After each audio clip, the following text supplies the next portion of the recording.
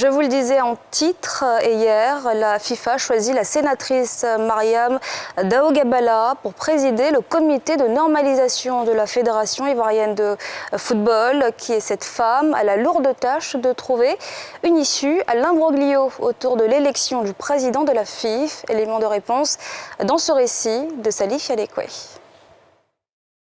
Femme de médiation habituée au redressement d'organisations internationales, Daouda Mariam est nommée par la FIFA, Fédération internationale de football association, le 14 janvier 2021, à la tête du comité de normalisation de la FIFA, Fédération ivoirienne de football. L'Ivoirienne Mariam Daouda est une femme de foi reconnue pour son engagement dans le développement du secteur financier en général et pour l'inclusion financière des démunis, des populations rurales et des femmes en particulier. Femme de terrain et de réflexion, Mariam Daouda est bien connue dans le milieu du financement des Regional Managers for West Africa of Oiko Credit, secteur de la microfinance et des coopératives, du haut de ses 20 ans d'expérience au poste de directrice régionale pour l'Afrique de l'Ouest de Oiko Credit, une organisation de développement de la finance.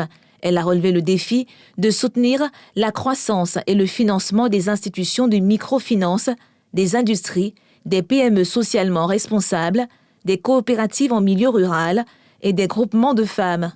Son défi, prêter aux pauvres, c'est possible, c'est viable et c'est impactant.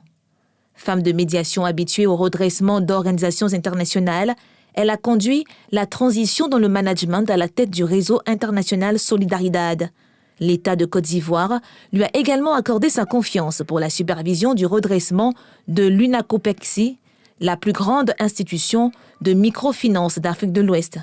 Très proche des femmes vivant et travaillant dans les zones rurales, elle jouit d'une bonne réputation dans son pays natal où elle travaille activement d'une part à améliorer et à développer le leadership féminin à tous les niveaux de la société africaine, au plan politique, économique, culturel et social, et d'autre part à améliorer l'inclusion financière des femmes et l'entrepreneuriat féminin.